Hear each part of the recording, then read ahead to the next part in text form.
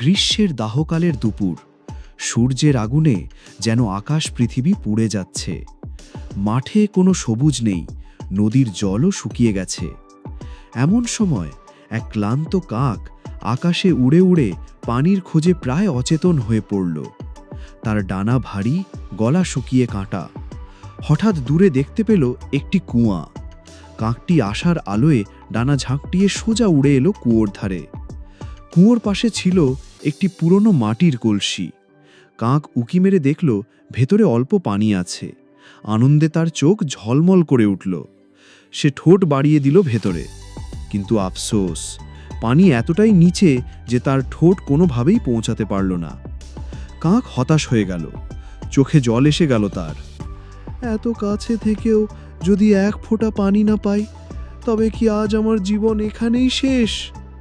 ঠিক তখনই তার চোখে পড়ল চারদিকে ছড়িয়ে কাকা ছোট ছোট কঙ্কর। হঠাৎই তার মনে বুদ্ধির আলো জ্বলে উঠল। সে ভাবল, যদি আমি এই কঙ্করগুলো কলসির মধ্যে ফেলি, তবে পানিটা ধীরে ধীরে ওপরে উঠবে। কাক শুরু করল এক মহাযজ্ঞ। ঠোঁটে কঙ্কর তুলে একের পর এক ফেলতে লাগলো কলসির ভেতরে। প্রথমে কিছুই ঘটল না, কিন্তু হাল ছাড়ল না কাক। কঙ্কর পড়তে পড়তে একসময় পানির স্তর ওপরে উঠতে শুরু করল। কাকের চোখে তখন ভরে উঠল আনন্দের অশ্রু। অবশেষে পানিটা কলসির মুখ পর্যন্ত চলে এলো। সে ঠোঁট ডুবিয়ে প্রাণ ভরে পানি খেল। শীতল জলের ছোঁয়ায় তার শরীর মনে ফিরে এলো নতুন জীবন। পানীয় জলে বেঁচে গিয়ে কাক ডানা মেলে আকাশে উড়ে গেল। সূর্যের তপ্ত রোদ যেন আর তাকে কষ্ট দিতে পারল না।